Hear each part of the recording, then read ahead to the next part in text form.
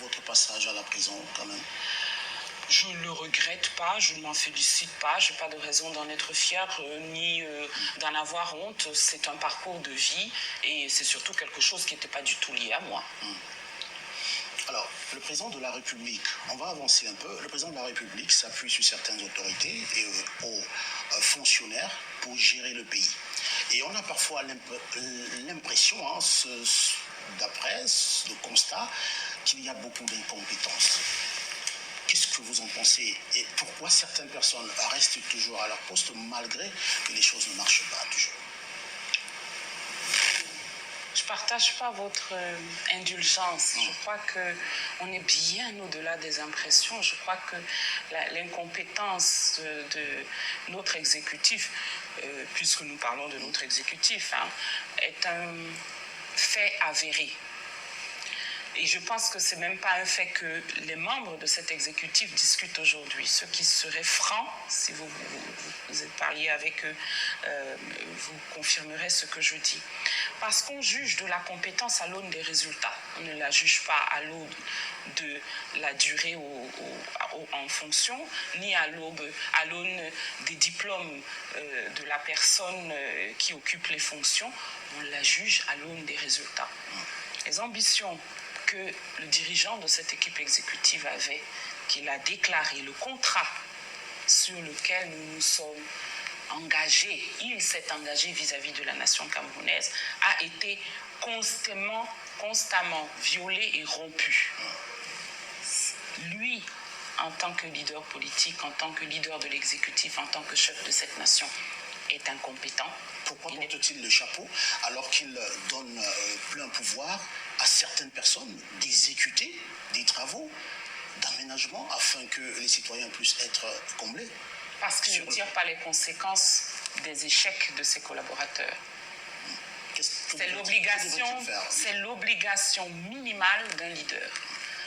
Oui, ce n'est pas lui qui conduit les engins qui réparent nos routes, mais c'est lui qui désigne la personne qui va s'assurer que ces engins soient effectivement conduits. Mais si à chaque fois il faut détrôner ceux qui sont chargés de travailler et les remplacer, est-ce qu'on n'aura pas affaire à une sorte de balai de cours où chacun vient danser et repart? C'est une bonne question. C'est une bonne question, effectivement. Est-ce qu'on doit pardonner les erreurs et pardonner les échecs, l'absence d'atteindre des résultats, ou bien persévérer en espérant une amélioration?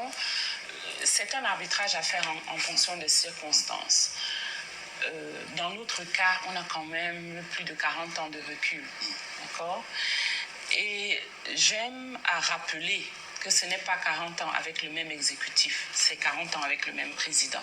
Il a essayé plusieurs équipes. Il y a eu je ne sais pas combien de premiers ministres.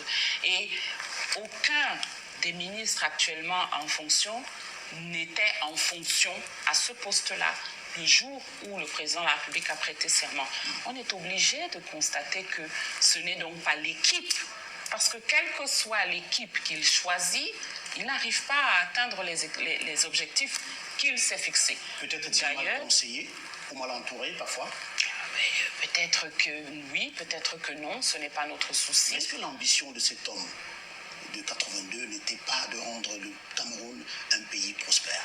J'étais en train de dire, ce n'est pas notre souci de spéculer ou d'essayer de deviner le sexe des anges. Vous devez vous souvenir, et tout le monde avec vous, qu'il y a des conséquences quand les résultats ne sont pas atteints. Il y a des gens qui meurent, il y a des enfants qui sont déscolarisés, il y a du chômage, il y a des personnes qui décident qu'il vaut mieux pour elles prendre la route du désert à pied. On en parlera justement. Donc, je suis désolée, nous ne pouvons pas nous contenter de lui chercher des excuses, et c'est d'ailleurs ça le problème. C'est pour ça que, en ce qui concerne les bâtisseurs de la nation, nous ne parlons pas de ce qui est bien fait, de ce qui est mal fait, mais de ce que nous pouvons faire, de ce qui est bien fait ou de ce qui est mal fait par les voisins, par le chef de l'État, par les ministres, par les députés, par les chefs de partis politiques. Nous parlons de ce que nous pouvons faire, nous, pour que la situation s'améliore. Voilà. Bon, je vais m'arrêter là. Bonjour à tous. Djoubian, c'est mon surnom sur le net. Accessoirement, mais accessoirement seulement, je suis spécialiste de la France. Et par rapport à ma disponibilité, hein, évidemment, vous avez constaté que je fais plus de vidéos là au quotidien parce que je suis un peu plus disponible. Sachant que moi, c'est un plaisir. Voilà. C'est une thérapie, comme j'ai déjà rappelé dans mes vidéos anciennes. Donc là, j'ai décidé de revenir sur cette grande dame, qui est militante politique, qui est femme politique au Cameroun, Michel Ndoki. Et je dois dire que c'est un plaisir de pouvoir faire cette vidéo pour parler un peu d'elle. Parce que j'avais oublié, et puis c'est récemment là avec les histoires de Niamsi et puis le président Maurice Kamto, MRC, et c'est là où, vous savez, que comment dire, algorithme, je sais pas, sur Internet, là, ils vous envoient les images par centre d'intérêt. Donc là, ils ont dû... Et puis là, j'ai dit, ah tiens, il faut que je regarde un peu qu'est-ce qu'elle devient. Voilà. Donc je disais, Djoubian, c'est mon surnom sur le net, accessoirement, mais accessoirement seulement, je suis spécialiste de la France. Et en revanche, je suis un panafricain authentique, un panafricain très convaincant et très convaincu. Donc aujourd'hui, nous sommes donc le mardi 18 mars 2025, déjà. Mais écoutez, Michel Ndoki, bon alors, ceux qui m'ont connu depuis longtemps, parce que moi j'ai commencé les vidéos depuis 2017, voilà, 2017-2018. J'ai commencé à faire des vidéos. Et il se trouve que YouTube a fermé mon compte en 2020. Ça veut dire que mes anciens comptes, j'avais déjà fait une vidéo là concernant. Parce qu'à l'époque, en 2018, voilà, elle était justement dans le staff, elle était dans le, comment dire ça, le parti politique du président Maurice Kamto, président de son parti, hein, MRC. Et donc, jeune avocate à l'époque, avocate brillante, quand ils avaient arrêté justement le président Maurice Kamto, professeur Maurice Kamto, on va dire plutôt, et ben elle faisait partie de, comment on appelle ça, le collectif d'avocats qui devrait plaider pour défendre ses droits, les droits du professeur Maurice Kamto. Et elle a fait une plaidoirie historique. Et c'est suite même à sa plaidoirie que j'ai fait une vidéo à l'époque pour lui rendre hommage. Parce que c'était remarquable. Hein? Comme ça, regarder les vieux là, fatigués avec leur perruque. Vous savez, au tribunal là-bas, tribunaux à, comment dire, au Cameroun là. Parce que eux, évidemment, le Cameroun connaissait l'histoire, hein, colonisation faite par les Allemands, faite par les Portugais, ensuite les Anglais et puis les Français, voilà. Donc il y a toute cette histoire-là, et bon, là, les perruques blanches, là, ça doit être plutôt anglais, hein, voilà. Et donc là, ce qui s'est passé, c'est, je vous dis, je suis retombé là récemment, et je me suis dit, ben tiens, je vais aller regarder un peu qu'est-ce qu'elle devient, et c'est vrai que j'avais appris, effectivement, qu'elle était en froid et que c'était séparée avec le MRC. J'avais appris, et puis j'étais un peu désolé. Enfin, en tout cas, j'étais un peu déçu en me disant, mais c'est dommage. Voilà, parce que, voilà. Mais cela dit, justement, c'est ce qui est intéressant. Moi, je suis toujours, il faut aller creuser, il faut aller chercher pour dire, bon, qu'est-ce qui a fait qu'on en est arrivé là? Et j'ai compris. Voilà. Quand j'ai compris, c'est que j'ai un petit peu compris. C'est que j'ai regardé les interviews d'elle et puis d'autres personnes. Voilà. Donc, en gros, l'histoire, c'est quoi? C'est que, bon, elle est très ambitieuse. C'est ça. C'est ça. Maintenant, c'est la nature humaine, qu'est-ce que vous voulez?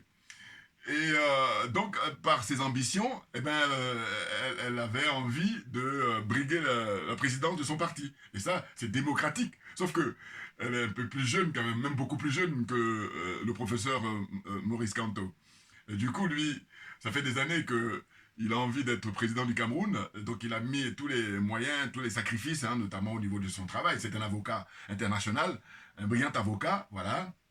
Et donc, il aurait pu rester dans son cabinet d'avocat et aller faire ses plaidoiries à travers le monde. Et il aurait même été fortuné. Mais il a décidé, comme nous tous, hein, enfin, comme chacun de nous, on va dire, de faire comme bon lui semble. Et là, surtout, de participer à la grandeur de son pays, travailler pour son pays, apporter sa contribution pour un Cameroun nouveau. Voilà. Je pense aux jeunes frères là qui souvent le continent, je dis bon, calmez-vous, parce que le continent, quand on regarde les images avec terre rouge partout, non. Enfin bon, ils font ce qu'ils veulent, mais je veux dire, moi ça me fait rigoler plutôt qu'autre chose. Donc, Michel Ndoki, je dois vous dire que, en fait, avant elle, et puis je vais vous expliquer pour quelle raison j'ai décidé même de faire la vidéo, en fait. Euh, Il y avait une interview que j'ai vue de Alice Ngom. C'est une dame très respectable, une avocate. C'est d'ailleurs la première avocate, je crois savoir, celle qui a prêté serment, la première avocate femme au Cameroun. Voilà. Donc une très très grande dame. Et donc elle est plutôt, comment dire ça, de la génération des ceux qui sont nés en 1945. Donc aujourd'hui, 80 ans, voilà, dans ces âges-là, c'est ça, la génération, j'appelle ça du président Laurent Gbagbo. Voilà. Et donc, elle, j'avais déjà vu une interview d'elle, ça remonte il y a 1 mois et demi, 2 mois. Et puis, je m'étais dit, j'ai dit, ben, tiens, je vais faire, comme je fais là, voilà, aujourd'hui, je vais parler, parce qu'en fait, ce qui m'a intéressé dans son interview, c'est que elle a, comment dire, mis la responsabilité, elle a situé la responsabilité du président, comment dire, de Paul Biya, voilà. Elle a dit, c'est lui, c'est le responsable numéro un. Et moi, j'ai dit, mais oui, mais oh, ce que je constate, c'est que c'est rare. Du coup, alors, évidemment qu'elle n'est pas la seule à le dire, mais moi, ce qui m'intéresse, c'est les gens connus, les personnalités. Pourquoi? Parce que, évidemment que les gens ordinaires, c'est-à-dire les citoyens ordinaires, ils le disent, mais par peur, ils n'osent pas. Donc, mais sinon, si ils sont dans un environnement qui est libre, là, ils vont dire, mais c'est lui qui est le numéro un, le responsable. C'est évident, enfin. Et dire ça, c'est un minimum d'honnêteté. Autrement, voilà, on ne sait pas de quoi on parle. Voilà. Vous voyez? Donc, Maître Ngom Undom, Alice, son prénom, je me rappelle, mais je ne sais pas si c'est Ndom Ngom. Voilà, vous l'allez retrouver. Hein, de toute façon, c'est la première avocate qui a prêté serment au Cameroun, la toute première. Voilà. Donc, comme il n'y en a pas deux, elle était la première, donc voilà, c'est facile de la retrouver.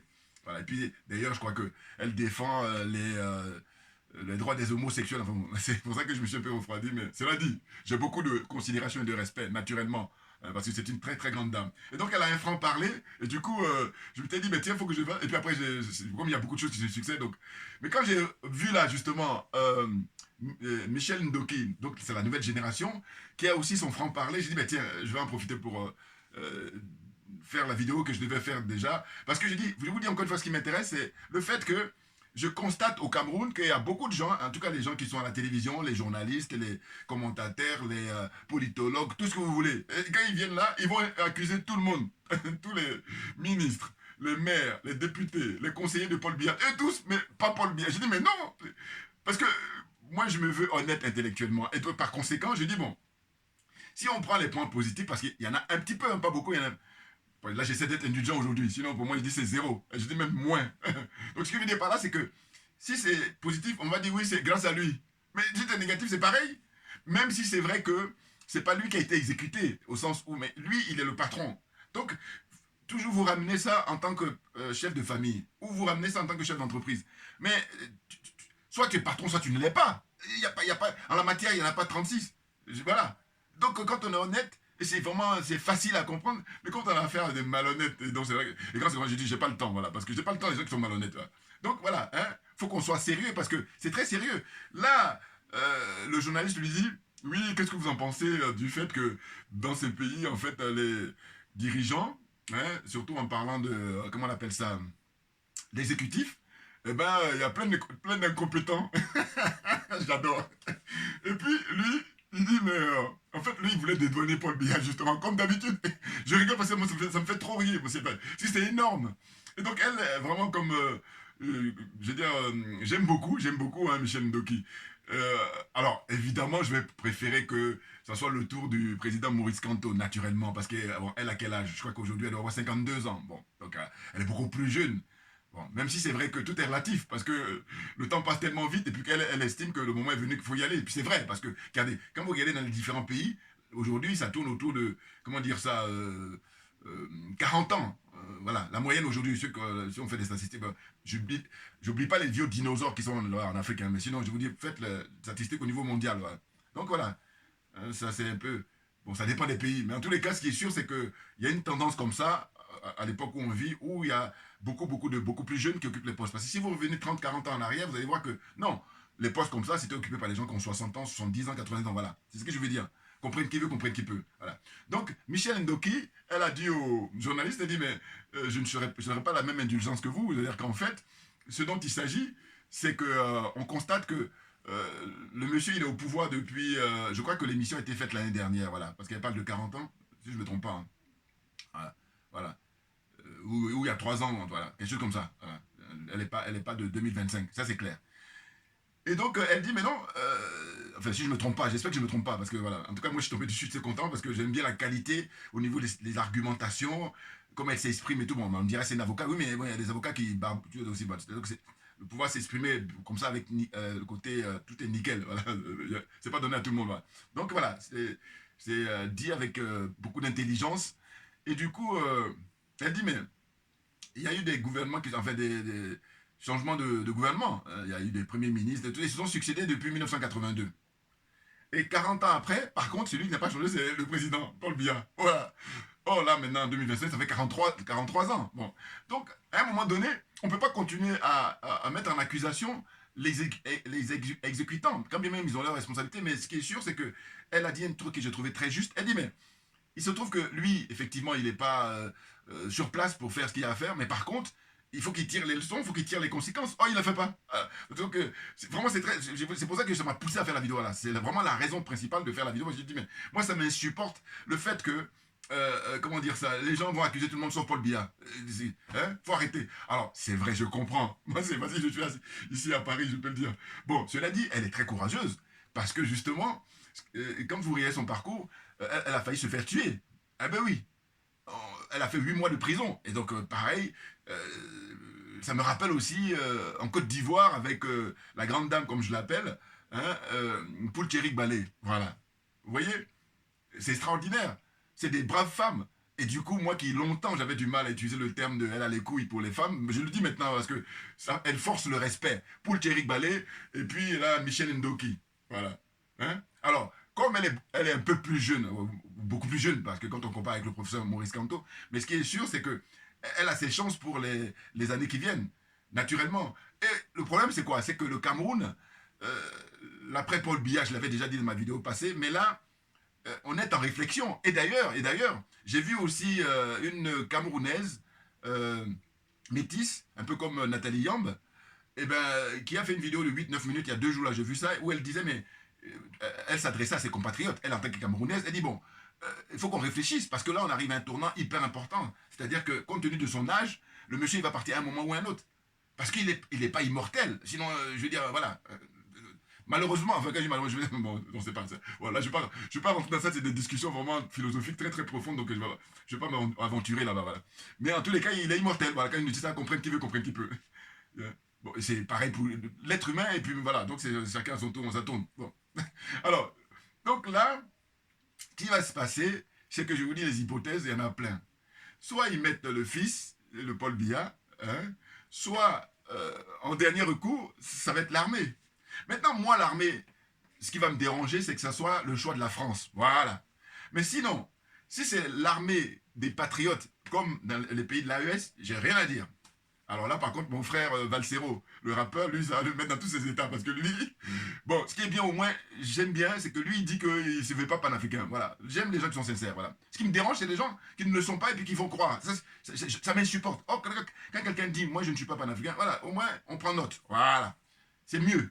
On va gagner du temps. Alors que celui qui n'est pas panafricain, qui veut faire croire, on perd du temps parce qu'il faut aller creuser, il faut aller chercher. Et voilà. Je ne vais pas me perdre mon temps. Voilà. Parce qu'on a d'autres choses à faire. On a du boulot. Dieu seul sait. Voilà. Donc lui, évidemment, soutien inconditionnel, hein, de Maurice Kamto, eh ben, lui, si les militaires qui viennent, ça va bousiller, hein, le parcours ou la prise de pouvoir de Maurice Kamto. C'est la raison pour laquelle il ne veut pas entendre parler des militaires, et d'ailleurs c'est même pour ça qu'il est très, comment dire, critique vis-à-vis de Franklin Nyamsi. Voilà, vous voyez? Donc tout ça est très intéressant au niveau analyse, au niveau intellectuel, au niveau observation. Moi, j'adore. Voilà. Et je dis toujours que le plus important, c'est qu'on soit au service du peuple. Or, le constat qu'on fait, c'est que voilà des gens qui occupent les postes depuis des décennies et qui, quand tu regardes le Cameroun, mais c'est ça. Alors, moi, tous les pays africains m'intéressent. Hein, donc, parce que quand je fais le Cameroun, c'est parce qu'il y a un truc je ne supporte pas dans la vie, mais de manière générale, hein, c'est le gâchis. Parce que le fait que je critique trop le Cameroun, c'est parce que je dis, mais le potentiel, c'est ça en fait. Il faut bien comprendre. Hein. Voilà, c'est le potentiel. Mais sinon, je ne vous cache pas qu'au point de vue visite, aller au Cameroun, si on revient peut-être 15 ans en arrière, j'allais dire, ah, ça m'intéresse. Mais là, Non, non, non, non, parce que ils sont trop dangereux. Enfin, bon, là quand je m'aventure, je veux dire par là que quand on cite le cas de le président, notre illustre, Cheikh Anta Diop, il a été là-bas et puis quand il est retourné, voilà. Après, il y a le frère Moutoundé. Moi, en tout cas, je suis comme ça, je crois à ces trucs-là, parce qu'ils sont dangereux. Hein. Alors, c'est peut-être faux, mais en tout cas, je ne peux pas m'empêcher d'avoir ça comme hypothèse. Et puis aussi le jeune frère, journaliste qui est parti très tôt, j'oublie son nom, mais garçon cultivé, instruit, très très talentueux. Et il est parti comme ça. Il est un peu, vous savez, Claudiciard, ils sont dans les mêmes trucs là. Je dirais même qu'il est même plus doué que Claudiciard. En tout cas, très cultivé. Et là, il est Camerounais, lui, voilà. Et il est parti, il est mort là, le pauvre. Il a été, voilà, ils l'ont éliminé. Donc, non, non, non, non. Bon, bouillard, là, je prends des risques, je sais bien. Mais qu'est-ce que vous voulez? Faut évacuer. Parce que, comme on dit, la vérité libère. Voilà. Hein, bon, cela dit, j'ai mon frère Mbala Mbala. On est ensemble. Mais toujours est-il que je dirais que maintenant, là, ce qui m'intéresse plus, c'est priorité Burkina Faso, Niger et Mali. Voilà. Voilà. Non, parce que moi, je me veux sérieux et donc, voilà, on va aller avancer sérieusement, là. Parce que sinon, les plaisantins, là, on verra. Voilà. Comprenne qui veut, comprenne qui peut. Bon, alors, on va revenir au sérieux avec Michel Ndoki, là. Donc, Michel Ndoki, bon, mais je vous dis, c'est une dame vraiment courageuse et ambitieuse. Parce qu'au fond, en tant qu'avocate, elle a démontré, hein, d'abord, je crois qu'elle avait gagné un concours au niveau international, et c'était pour défendre la peine de mort, enfin défendre, c'est contre la peine de mort plutôt. Voilà. Donc, à l'époque, jeune avocate, donc ce concours-là, elle a gagné. Je ne sais plus, elle avait première ou deuxième, je sais pas. Bon, en tout cas, elle a eu des prix. Bon. Et puis ensuite, je vous dis, la plaidoirie en tant qu'avocate dans le collectif d'avocats pour défendre le professeur Maurice Canto, son discours, vous pouvez le retrouver, hein, mais moi j'étais bluffé parce que les mots qu'elle a choisis, hein, tout ce qu'elle avait dit à l'époque, j'ai trouvé ça remarquable et historique. Vous voyez, j'ai dit, mais même quand je me rappelle la vidéo que j'avais faite à l'époque, j'avais dit, mais regardez, les vieux, là, président du Conseil constitutionnel, là, avec la perruque, là, j'ai dit, mais c'est votre petite fille, quand elle vous donne les leçons. Enfin bon, bref, je m'arrête là. Donc, moi, ça me fait rire, l'Afrique, quand c'est comme ça, ça me fait rire. Bon, donc, qu'est-ce que j'ai vu aussi, avant de faire ma vidéo, là, excusez-moi, hein, parce que je dis toujours, j'aime bien que le panneau soit bien vu, le panneau des aliénés, des complexés, des corrompus, là. Je dis, en fait, y a un frère là qui a détenu. Bon, c'est son choix, hein, mais en tout cas, son concept d'émission est très intéressant. Et là, ça fait la deuxième fois, deuxième personnalité que je regarde. Son émission s'appelle En promenade avec. Voilà, c'est connu au Cameroun. Hein. Et la première personne que j'ai vue, c'est Madame Nathalie Yamb. Voilà, c'est Madame Yamb, la sœur Yamb que j'ai vue. Voilà, j'avais regardé, et puis ça avait permis. Parce que, en fait, l'émission, c'est l'invité. Là, en l'occurrence, c'était Michel Ndoki, ou avant elle, j'avais vu Nathalie Yamb. C'est un parcours comme ça dans son Cameroun natal. Voilà, ou dans son Cameroun de cœur. Et en tant qu'invité, elle dit voilà, tel endroit, j'aimerais vous emmener. Et puis, le gars qui fait l'émission lui-même, après, il met les yeux, il ferme les yeux de l'invité en disant voilà, je vais vous emmener à un endroit et vous allez me dire ce que ça vous inspire. Et là, ah, c'est terrible. Vous allez regarder, hein, allez-y, vous allez voir, vous mettez en promenade avec, et vous mettez en promenade avec un Michel Ndoki, et là vous allez le trouver. Et dans l'émission, il est habillé en tout rouge. Voilà, là c'est un peu exubérant, là. Mais bon, c'est son choix. Hein. On dit les goûts, ça ne se discute pas. Mais il a l'air, c'est un professionnel, voilà. C'est même pas il a l'air, c'est qu'il est professionnel parce qu'il pose des bonnes questions. Et puis le concept de son émission, c'est bien fichu. Voilà, c'est très très bien. Voilà. Je me rappelle pour Madame Yamb, on l'avait vu, elle avait été présentée sa maman, et puis voilà, il y a son papa, et tout ça, bon. Et bon, enfin bref, là c'est Michel Ndoki dont il s'agit. Et Michel Ndoki, donc sa maison d'enfance, on retrouve son père. Et alors, son père, un monsieur qui aujourd'hui a 80 ans ou 82 ans, ouais, quelque chose comme ça. Et il dit qu'il a eu Michel Ndoki justement quand il avait 30 ans. Voilà. Et elle est née en France, elle. Voilà, elle est née en France parce que lui, il était en France à l'époque. Et puis après, il est rentré très tôt avec madame et puis ses enfants là-bas au Cameroun. Donc elle a grandi au Cameroun et puis après, elle est venue ici terminer ses cycles, troisième cycle, je crois. Donc, des diplômes. Bon. Et moi, ce qui m'a intéressé, parce que moi, c'est ce que j'adore, j'aime beaucoup l'histoire des gens. C'est-à-dire, voilà, dans le sens où c'est intéressant. Voilà, c'est intéressant. Parce que moi, j'aime l'humain. Très important. Et donc, il dit, le journaliste lui dit, mais comment vous la voyez, votre fille et tout comment, voilà. Et donc, l'anecdote, c'est très agréable à observer, c'est qu'il dit, mais elle était toute petite. Déjà, les gens qui travaillaient chez eux, hein, Chez nous, en Côte d'Ivoire, ils disent les boys, mais bon, c'est un terme que j'aime pas trop aussi, mais voilà. Les gens de maison, voilà, qui sont là pour entretenir et tout. Donc, il dit qu'il est très jeune, déjà, il commence à se plaindre par rapport au fait qu'il faut les respecter. Mais c'est du lourd. Et du coup, c'est très drôle, parce qu'au fond, son père était d'expliquer que ça remonte à longtemps. Hein, très jeune, il a commencé déjà l'idée de justice. Voilà, il faut respecter les gens. Quand bien même ce sont des employés de maison et tout ça, il faut les respecter. Et son père, il dit, mais ils sont payés tous les jours, enfin, on les paye, il n'y a rien qui manque. Il dit, oui, mais c'est pas une raison, il faut que... Voilà. Donc, non, mais c'est hyper intéressant. Et quand je dis ça, il faut aller maintenant faire une enquête par rapport à toutes les familles, ok, voilà. Donc, il y a des gens, c'est pire, donc voilà, comprenne qui veut, comprenne qui peut. Mais en tout cas, moi, ce qui m'intéresse dans cette histoire-là, c'est le fait que elle a commencé très tôt, cette énergie-là qu'elle a, pour l'idée de justice, pour que les gens soient bien, vous voyez. Et puis, donc, le parcours et tout. Et un autre moment clé, c'est quand il lui a bandé les yeux, elle a mis les trucs là, et puis la surprise, quoi, la surprise. Ils arrivent à l'endroit où, justement, elle avait été fusillée. Et ils l'ont raté, enfin, ils l'ont raté. C'est que sa vie a été préservée, mais à ce moment, il a atteint sur sa jambe. Voilà, une balle dans la jambe. Vous vous rendez compte? Donc, blessé gravement, donc une balle dans la jambe, et puis 8 mois de prison. Donc, quand c'est comme ça, respect. Voilà. Parce qu'il y en a plein là, juste en garde à vue, ils chient sur eux. Non, non, non, on arrête, non, c'est fatigant. Hein, bon, allez, on avance. Donc, ce que je voulais dire, c'est que c'était fort, hein, cette rencontre-là. C'est qu'en fait, elle était allée dans un... En fait, elle a expliqué d'ailleurs qu'elle était allée s'abriter parce que quand ça commençait à chauffer, elle cherchait un abri. Et c'est là-bas, les mecs, ils ont tiré comme ça. Ils ont tiré, voilà, pour chercher à la tuer, naturellement. Sauf que il y a la vendeuse, la fille de la vendeuse, qui a pris un coup, je crois. Enfin, j'espère qu'elle n'est pas morte, hein, mais parce que ce qui est bien, c'est qu'elle a dit qu'elle va revenir sans les caméras. Voilà, j'imagine que, d'ailleurs, moi, ce que je regarde, c'est que je dis, il faut ce qu'il faut faire. Il faut aller parler avec eux, parce elle expliquait que je ne suis pour rien. Et la dame lui en voulait en disant, oui, mais vous devez venir vous abriter ici. Elle dit, mais non, mais je voulais sauver ma vie et tout. C'est pas évident, vous vous rendez compte? Est-ce que vous vous rendez compte? Et cette scène-là, pour moi, c'est très fort.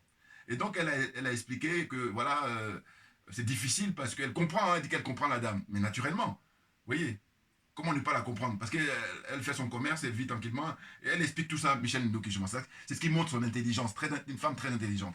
Voilà. Et surtout, elle a précisé à la fin, elle a dit, je reviendrai vous voir après, sans les caméras, un autre jour. Voilà. Il faut le faire. Et puis, donc, échanger longuement pour expliquer que vous êtes, elle dit qu'elle est liée pour rien. Et ce qui est tellement vrai. C'est-à-dire que elle a eu un réflexe naturel. Il y en a combien comme ça qu'ils sont en train de tirer sur toi puis tu viens bomber le torche? Il y en a, hein, mais c'est du 0,001%. Donc, on est d'accord, voilà. Donc, il faut arrêter un peu. Donc là, je vous dis, c'est très intéressant pour le Cameroun et de dire que on est en année électorale, et pas des moindres, puisque il y a élection en Côte d'Ivoire, élection présidentielle en Côte d'Ivoire, élection présidentielle au Cameroun. Deux grands pays, puis beaucoup de choses à raconter, à expliquer. Et pour le cas du Cameroun, c'est de dire que le potentiel qu'a ce pays, comment les choses vont se tourner, comment les choses vont tourner après Biya. C'est ça qu'on redoute. Même si, pareil, en Côte d'Ivoire, on redoute, mais la Côte d'Ivoire, on est déjà voilà, il y a déjà un entraînement, voilà. C'est pas drôle de dire ça, mais ce que je veux dire, c'est que si on compare avec le Cameroun, qui n'y a pas eu de soubresaut, hein, enfin, au sens de ce qu'il a connu en Côte d'Ivoire en 2010-2011, vous voyez, c'était un mondiovision bombardé comme ça le palais présidentiel. Et donc, M. Gbagbo et son épouse, c'est des miraculeux. Vous voyez? Et puis ceux aussi qui n'ont pas été assassinés. C'est des miraculeux. Maintenant, dans le cas du Cameroun, ben, il se trouve que Paul Biya, c'est pas le professeur Maurice Kamto qui a été le premier à le battre. Paul Biya a été battu, si je me souviens, ou je ne me trompe pas, depuis 1992. Voilà. Vous vous rendez compte? En fait, si les élections étaient organisées régulièrement, c'est-à-dire la transparence qui s'impose, hein, dans le respect des tests, la Constitution et le Code électoral, si tout ça a été respecté, et qu'on se dise que le meilleur gagne, mais Paul Biya est éliminé depuis 1992. Au moins, peut-être même avant, mais en tout cas, 92, c'est sûr. Donc, faites le calcul. Si c'est en 1992 que Paul Biya avait accepté sa défaite, aujourd'hui, on aurait eu l'alternance au minimum. Or là, le président Amadou Ahidjo, premier président du Cameroun, lui, les Français ont mis la pression, il a cédé sa place à Paul Biya, et Paul Biya arrive, et puis monsieur, si on compte de janvier à décembre, le nombre de jours où il reste au Cameroun, Peut-être que si je ne m'abuse pas, c'est 2 mois. Et puis 10 mois, il est en Suisse. Bon, peut-être un peu moins maintenant, parce qu'il y a eu le travail de la basse, mes potes là. Ah, la basse, c'est mes potes, hein. Brigade anti-sardina, c'est tout. Bouya. Alors, qu'est-ce que je voulais dire? C'est qu'à un moment, justement, dans l'interview qu'elle a eue, le journaliste lui dit, oui, mais faut comprendre que il fait tout quand même Paul Biya pour que les choses se passent bien. Et que les autres sur le terrain, ils font pas le nécessaire et tout. Et elle a dit, mais non, mais nous, c'est pas notre problème. Nous, ce qu'on constate, c'est que depuis 1982, il y a eu des changements de ministre, changement de premier ministre, là, et lui, par contre, il restait toujours à son poste. Oh, c'est lui le patron. Voilà. Hein. Dans un pays, le président de la République, c'est lui le patron. Hein. Si on reste sur le terrain politique, hein, même si, parce que c'est la politique qui fait les lois, voilà.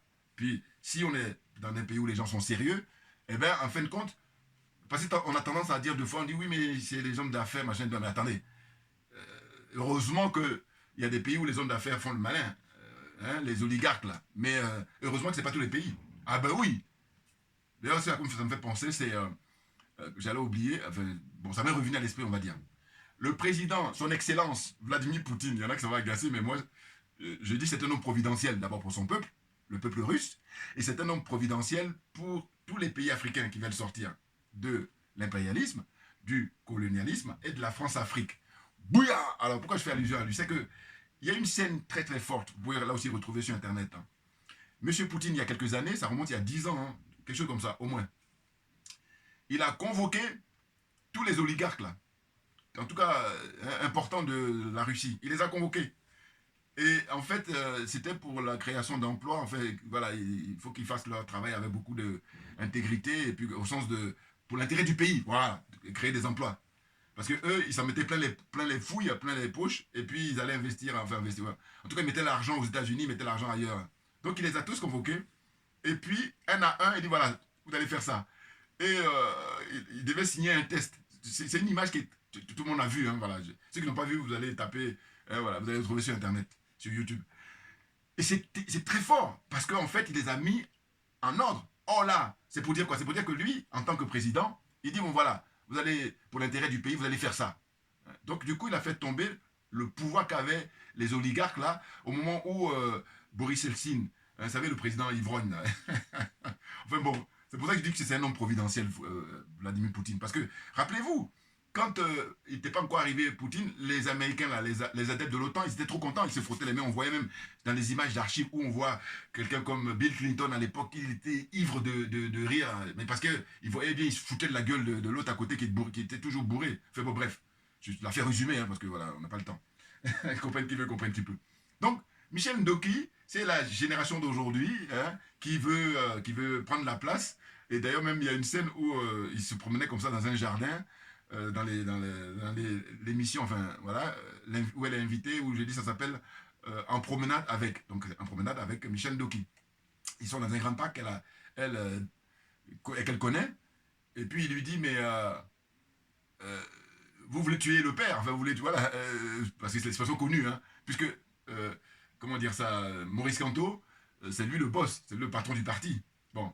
Donc elle, le fait qu'elle veuille prendre sa place en tant que présidente du parti, parce qu'évidemment, tu as beaucoup plus de chances que d'aller en indépendant, ou alors que d'aller en tant qu'un petit parti. Parce que le MRC, c'est un mouvement politique qui est connu au Cameroun, qui est très important. Donc elle, ce qu'elle voulait, mais voilà, en fait, où je trouve qu'il faut la respecter, quand bien même, je vous dis encore une fois, je vais faire le choix du Maurice Kamto en disant, voilà, il faut laisser la place, et puis surtout quand on l'écoute aujourd'hui en 2025, il est en possession de ses moyens intellectuels, toujours la vivacité d'esprit et puis un homme intègre, voilà, c'est ça. Hein?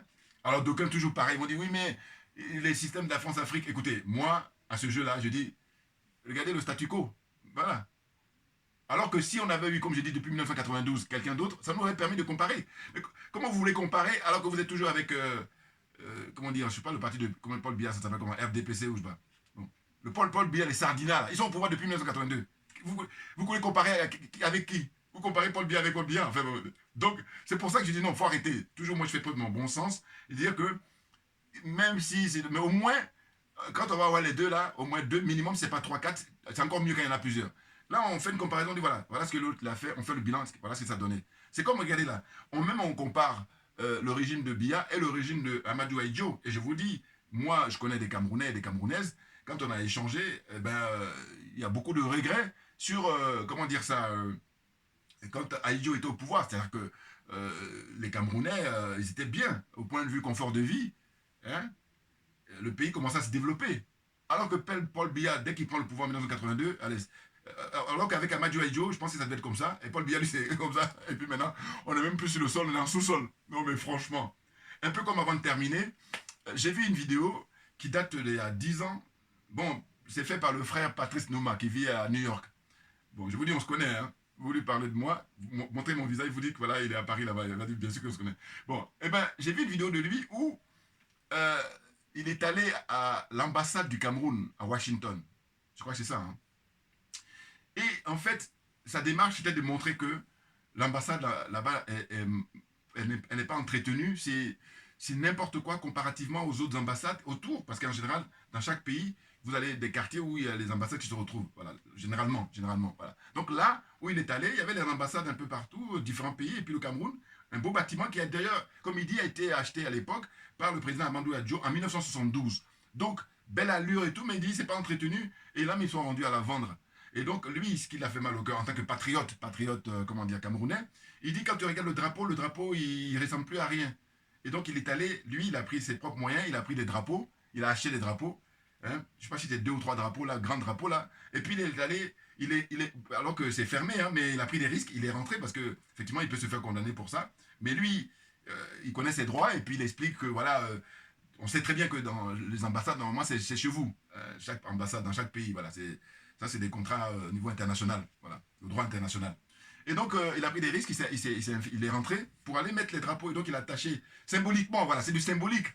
Ça durait quoi 5 minutes et après, il est ressorti, ou même 2 ou 3 minutes et il est ressorti. Puis, c'est filmé et tout. Tout ça, vous allez retrouver pareil sur Internet. Vous mettez Patrice Nouma, hein, drapeau du Cameroun à Washington, l'ambassade. Pour dire quoi? Pour dire qu'en fait, mais ces gens-là, d'ailleurs, ce qu'ils dénonçaient, mais c'est de l'argent public. C'est de l'argent qui appartient à tous les Camerounais. Pourquoi vous prenez ça et vous allez mettre ça sur votre compte en banque? Vous êtes bamboula, enfin, comment dire, bunga bunga, j'allais dire. Hein, vous faites hein, la fête. C'est l'argent qui appartient. Hein, les gens transpirent, les gens même transpirent encore, ça va, mais les gens, ils meurent.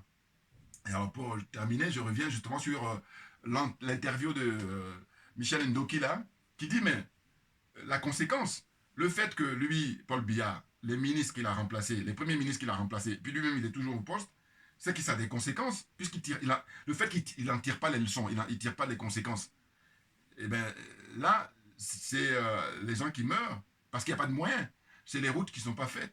C'est plein de trucs. Le fait que le Cameroun, on est au 21e siècle, on est en 2025. Si vous faites la comparaison avec les différents pays, vous allez voir qu'il n'y a pas photo que le Cameroun, moi je dis, s'est arrêté à la mort de Amadou Ahidjo. Voilà. En termes d'image, je dis que Ahidjo, à mon avis, quand il était au pouvoir, le Cameroun, comme on dit, les pays en voie de développement, ça montait. Et puis dès que les Français ont mis la pression, il faudrait d'ailleurs se demander pourquoi ils ont mis la pression. Mais parce que eux, ils aiment bien les gens comme Paul Biya. Paul Biya est un bon client de la France-Afrique. Voilà. Est-ce que eux, ils s'en foutent? Voilà, c'est comme ça. Et puis même, c'est naturel. À un moment donné, il faut qu'on arrête aussi d'accuser. Moi, j'ai dit, vous allez observer que je suis de nature à accuser les nôtres. Parce que je dis, j'ai passé le cap de... Parce que sinon, c'est trop facile. D'ailleurs, je dis, si on se veut honnête intellectuellement, c'est nous qui sommes les premiers responsables. Les autres viennent après. Voyez-vous? C'est comme là, j'ai un type de comparaison. Kaka Déby, là, par rapport au fait qu'il a reçu Marine Le Pen, c'est lui que je vais accuser. Marine Le Pen, ça viendra après. Oh, il y a plein de frères là qui vont mettre avant. On accuse d'abord Marine Le Pen, puis pareil, je dévie encore pour aller au Congo. Congo, je vais accuser d'abord Tshisekedi, voilà. Et lui, et puis tous les hommes et les femmes politiques là-bas au Congo, je les accuse en premier, ils sont les premiers responsables. Puis après, maintenant, je vais attaquer éventuellement les Occidentaux via Kagame, machin, tout ça. Voilà. Faire ça, c'est plus honnête et plus efficace. Alors que, c'est pourquoi je dis, il ne faut pas se tromper de cible. Bouya, voilà, on est trop bon. Donc voilà, hein, toujours passer le concours d'honnêteté intellectuelle. Moi, j'ai dit ma religion, c'est la vérité et la justice.